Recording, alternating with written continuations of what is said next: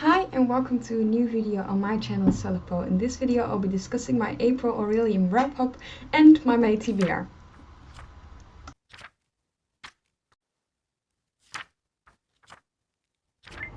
As you might have noticed, the sound is different and the camera is different. I'm trying to use my computer camera to film this time to see if I like it better, so if you have any complaints please leave them down below. So to start with my Orilium wrap-up, I completed 3 books for it, which was needed and all I read. While I also read some Webtoons from I love a lot of Webtoons, so I'll leave my favorites down below. But just to tell you some of the ones I've read in April and enjoyed, because they're updating still, so it's sometimes I just read a few chapters in a month. So some of my favorites are Rooftops and Roommates, Blue Star Rebellion, Flora and Nove, who have recently uploaded, so if you want to read that. My person for my character for Orilium is Robinia Akis. She's part of Order of the Crescent. Her calling I gave her was Craftsmage, actually Craftsmage, for which I completed all 3 of the books, which I'm happy about. She has an urban background, she's from Kiradar, and she's human. Did I made her a human? Or an elf? Oh, she's an elf. She's an elf, yeah. So just to talk through the syllabus and why I also haven't read any extras. So for spells and incantations, the anti-gravity spell, I read short stories and essays, for which I read Percy Jackson, The Demigod Files by Rick Riordan. I actually read this when I went to the concert of Julian Baker with my friend Niels in Utrecht, because this fitted in my jacket, so I could take it on the train without taking a bag with me. And on the train back at like midnight, I finished it, so it was super easy and fun to read. I really love Percy Jackson, and I try to read a new book in the Percy Jackson series each year. So this one was for this year. It's very tiny and super quick to read. I bought it in Germany, in Berlin, when I was there, because I saw it for pretty cheap. This book features Percy Jackson and the Stolen Chariot, Percy Jackson and the Bronze Dragon, and Percy Jackson and the Sword of Hades, also with some little puzzles and interviews, which was very nice to read and super quick and fun. So I highly recommend this. I think I gave it 4.5 stars. I compiled it, and it came out as 4.5 stars because, of course, it wasn't like super deep or anything. It came out as 8.71 on Compile, and I really enjoyed reading it, as always with the Percy Jackson books. Then for Artistry, a schematic literacy, a book with the earth setting, I read Front Desk by Kelly Yang. I finished this on the last day of the month because I got in a huge reading slump because of Heartstopper. I'm still very obsessed with the new Netflix show, and I also got ill, so I just didn't really have the motivation to read, but I still finished the book on the last day, and I really enjoyed this book. It made me laugh so many times because Maya, the main character, is so funny. So this book is about Maya. She lives in a motel, and she's from immigrant parents. She's Chinese, I think. And her parents hide immigrants, and she wants to be a writer. And so a lot of things go down. It's super hectic and super fun, and it tackles discrimination and racism very well. I think, of course, I cannot speak on it myself as a white person, but I think it was very insightful to read about it, especially in a kid's book. And I also really enjoyed that at the back you have ways to discuss it with the class if you're reading it with kids, which I think was so insightful, and reading also the author's note as to how her experience influenced this book was super interesting, and I highly recommend reading it. I also gave this one 4 stars at an 8.1 to 9, because I also really on couple because I really enjoyed it, and it made me laugh, which a lot of books do not even do. Of course, I had some. It's super quick read. I had some problems with the pacing, but it was mostly due to me being obsessed with Heartstopper and not with this book, because I think the book is great and it deserves the award. I got this book from Fern, one of my best friends, last year for my birthday. And so the first book I read this month, for Inscription, Bit and Strength, an intimidating read, I read Assassin's Apprentice by Robin Hobb. I finally read it. There are a lot of tabs in this because I tabbed it up from each 50 pages, I think, or something. Well, not 50, 40, I think, because I had to read this for my book club. So we discussed it. I was the only one who finished it, which was a bit of a shame, but in the meantime, 2 other people in my book club have finished it. So I discussed some things with them, which was really nice. I really enjoyed this book. I think literally after like the first 40 pages, I was already like, this book is going to destroy me. And it did at some points. I cried so hard at some scenes. And this is, of course, a Booktube favorite. And this is why it was so intimidating for me. I bought it last year, at the beginning of last year, and I was very happy that I chose this as the book club read, because I was so intimidated by it and I just couldn't get myself to reading it. So reading it with the book club was such fun, and I also learned a lot of new words from it, because I'm just not used to this very epic fantasy stories.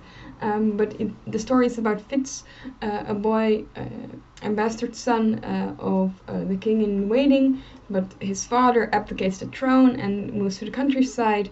So Fitz is then first raised by the stable master, and after that as the assistant's apprentice for the king.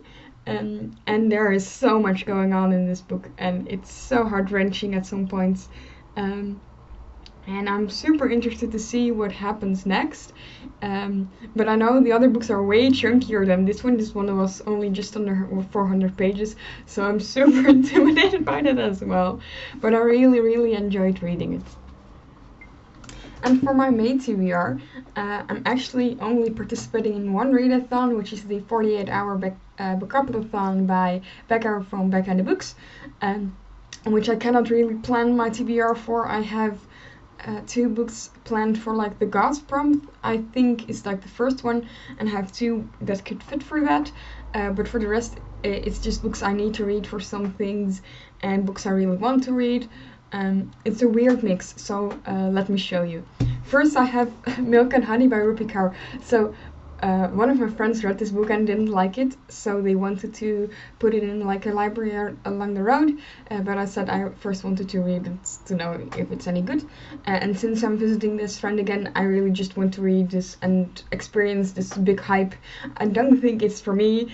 It's very weird poetry, and I mostly mostly read poetry about like depressed people so far. Mostly, so, and I'm mostly Dutch poetry as well, so I don't think this will be for me, but I just want to know what the hype is about and why people even like this. And then I have John Green's The Anthropocene Reviewed. I want to read this for a reading vlog that I'm working on. It is a non-fiction book with essays in it, and this book my brother gifted me, so that's a reason why I want to read it, but I don't really know what it's about.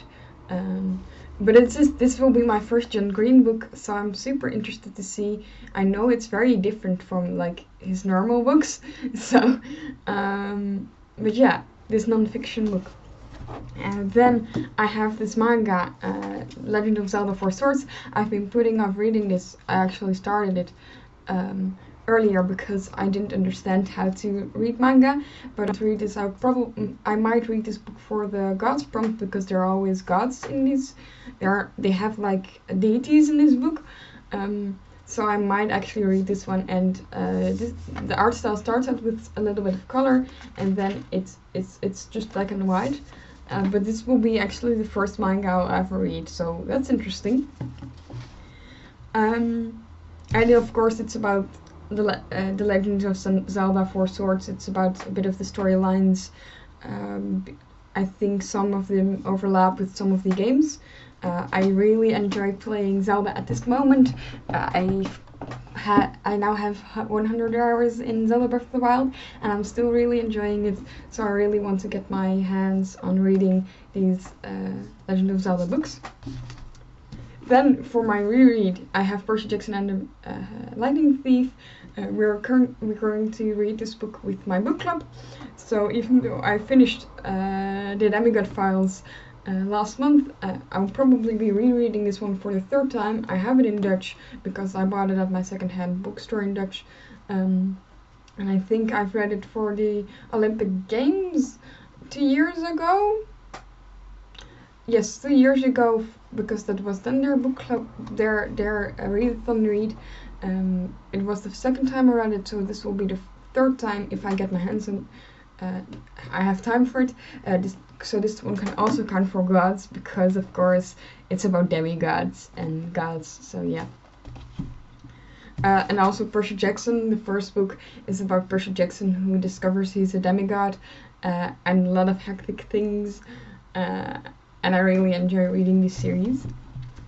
Then I have Joe by Hinke van Abema, Mariam van Thune and Jule Bakhuis.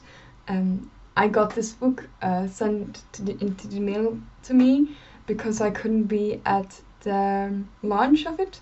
And I was invited to the launch because I actually did an interview for this book that you can read in it. So this interview I did at the beginning of 2021 for this book about LGBTQ plus Christian youth, and I already started it because it's a bit into the month, and I really want to see what the rest of the book is, because I got it digitally first, but I truly couldn't read it digitally at that moment, so I'm now going to read this. I'll leave a link to it down below if you want to read, to buy it and read the interview I did, which is super exciting, and I feel super honored to be part of this book and be like, I worked on this partly. I didn't write anything, but at least I did an interview for this, which is so wild to me, and I'm super proud of it. And hopefully I'll do a wrap up and let you know what I actually think of it. And also I really want to read this soon because my parents really want to read this as well.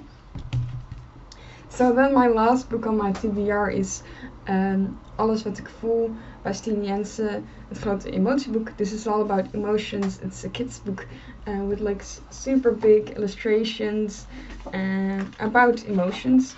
And this book is my mom's, and I really want to read it because I've been struggling a lot with emotions lately, and I really thought, what better way to read kind of non-fiction children's book about it, which is just so beautiful, and I'm super excited to continue with it. I already read the first little part, and I'm so far really enjoying it. So this one will be the last on my TBR, which is very weird just looking at my TBR, because I normally read fantasy middle grade mostly, or literature, and this TBR is just so wild. Because I have one upper middle grade YA fantasy, which I already read, then a non-fiction, and then a kind of non-fiction picture book, then a manga fantasy, then a poetry collection, and another non-fiction. I normally read maybe one non-fiction book in 3 to 4 months, so this is so weird. So please tell me if you've read any of these books on my TBR, and if you have, please leave your review down below, and if you haven't, please let me know what you're reading in May, and until the next video, bye bye, please.